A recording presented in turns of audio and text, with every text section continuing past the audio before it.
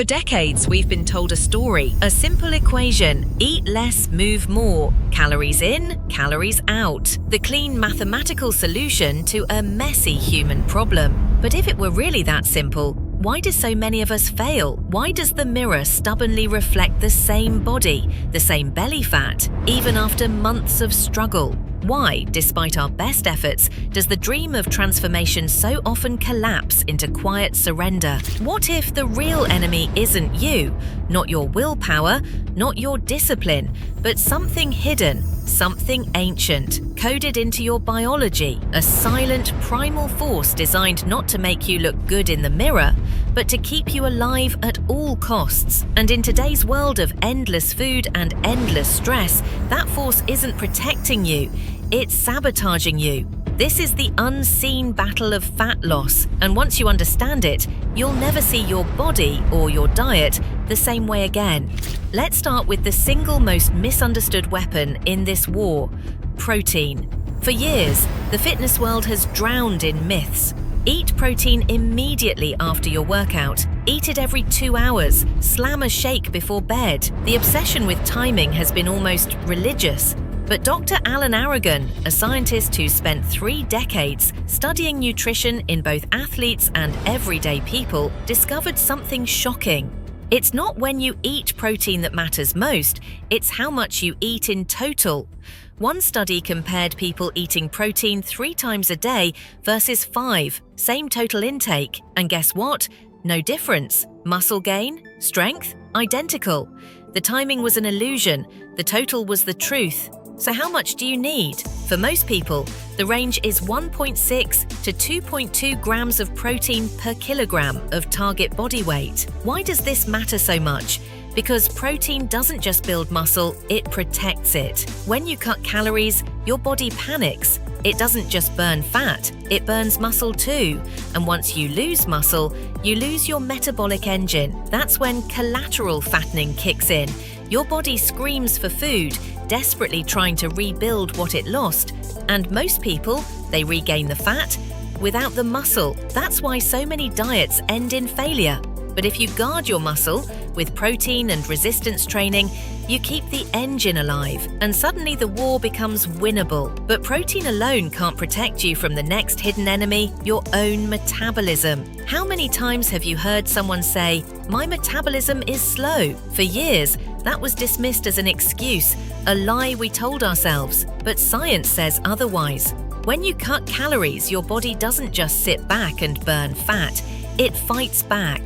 Enter metabolic adaptation, the first weapon your body deploys. NEAT, non-exercise activity thermogenesis, the unconscious movements you never think about, tapping your foot, shifting in your chair, pacing during a phone call.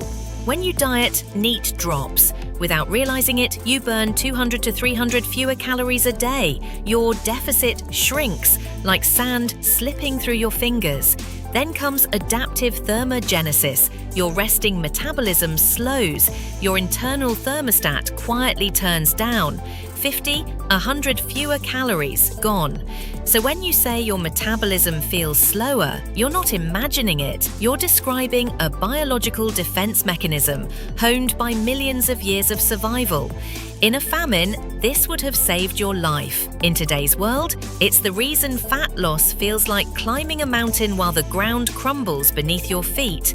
And this is only the beginning. Every fat loss journey feels like climbing, step after step, progress after progress, until suddenly you stop, the dreaded plateau. You're counting calories, you're hitting the gym, you're doing everything right, but the scale doesn't move. Days turn into weeks, weeks turn into months, and the silence of that plateau feels crushing. But here's the truth, a plateau isn't failure. It isn't your body betraying you. It's your body doing exactly what it was designed to do. Dr. Alan Aragon calls it the staircase and landing effect. Weight loss doesn't happen in a straight line, it comes in bursts. Staircases followed by pauses, landings. With each round, the stairs get shorter and the landings get longer. And those landings, they're not wasted time, they're practice. Practice for the most important and most overlooked skill in fat loss: maintenance. Anyone can lose weight fast, but can you keep it off? Most people can't. Not because they don't know how to lose weight, but because they never learned how to maintain it.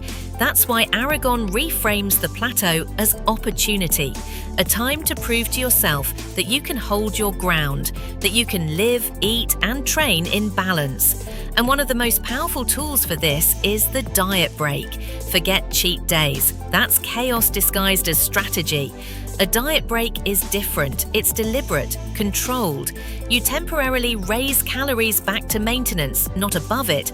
You don't binge, you simply stop dieting. Why?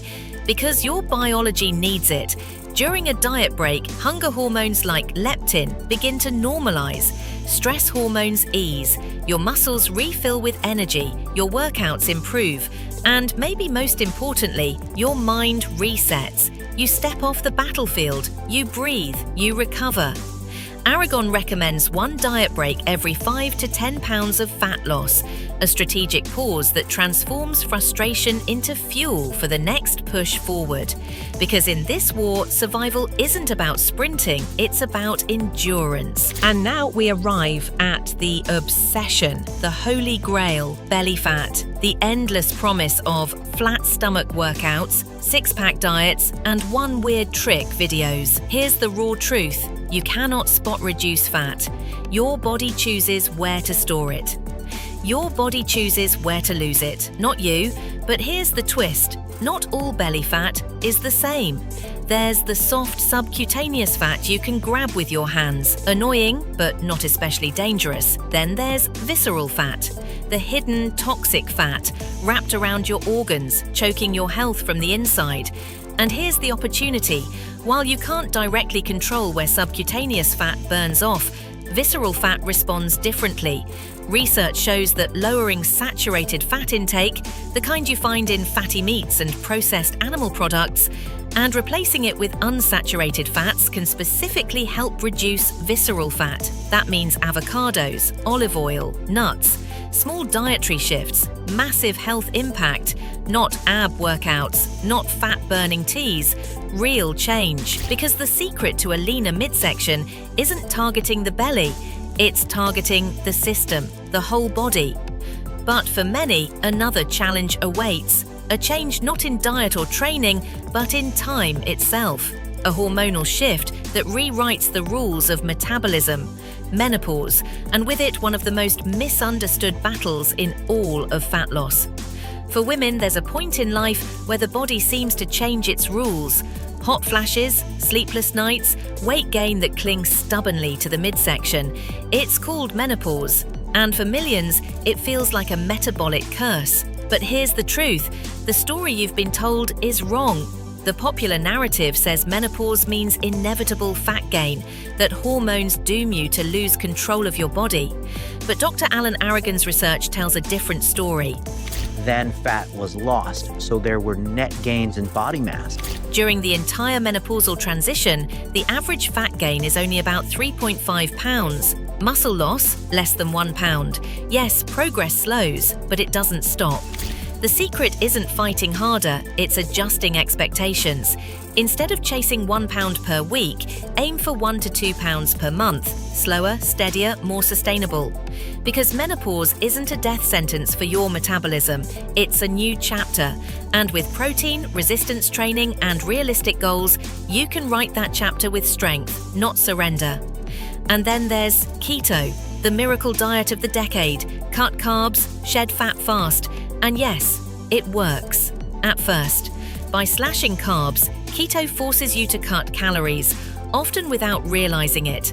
The pounds vanish, confidence soars, but then the catch, adherence. Research shows most people can't sustain keto long term. The restriction is too extreme. Carbs sneak back in, weight rebounds, sometimes even higher than before, not because you failed, but because the diet did. And even if you do stick with keto, there are trade-offs. Muscle growth is often compromised without enough carbs to refill glycogen. Strength can stall. So is keto worthless? No. But it's not the miracle it's marketed to be. It's a tool. And like all tools, it works best when used with precision and with eyes wide open. For years, one villain has dominated the headlines: sugar. We've been told it's poison, the root of obesity, the destroyer of health. But is it really that simple? The truth is, not all sugar is equal. The sugar in fruit comes wrapped in fiber, water, vitamins, antioxidants. It nourishes, it fills, it protects against disease. The problem isn't fruit. It's the combination of sugar with refined carbs and fats, engineered hyperpalatable foods designed to hijack your brain, cookies, cakes, pastries. The real culprits. So stop fearing the apple, fear the factory-made concoction designed to keep you hooked. Limit added sugar to around 10% of your calories. Leave room for small indulgences, and you'll find balance, not obsession. But even if you master diet and exercise, the battle isn't over. Because the real saboteurs are hidden: stress, sleep, environment. Chronic stress spikes cortisol, encouraging fat storage, especially around the belly. Poor sleep wrecks hunger signals, driving cravings higher. And the modern world? It's engineered against you. Fast food at every corner, screens keeping you sedentary, ads designed to break your will. These forces are powerful, but they're not unbeatable. A deep breath, a walk outside, a dark, quiet night's sleep, tiny, deliberate changes. Together, they rewrite your biology and give you back control. So where does this leave us? It leaves us with truth. That fat loss isn't a war against willpower. It's a negotiation with biology. It's about protein to protect muscle, diet breaks to sustain the climb, real foods over fads, sleep over screens, compassion over punishment. The body you live in is not your enemy. It is an ancient machine designed for survival. And when you learn to work with it, not against it, everything changes. Because the path to lasting transformation isn't paved with restriction. It's built on understanding. The unseen battle of fat loss is no longer unseen, and now the choice is yours.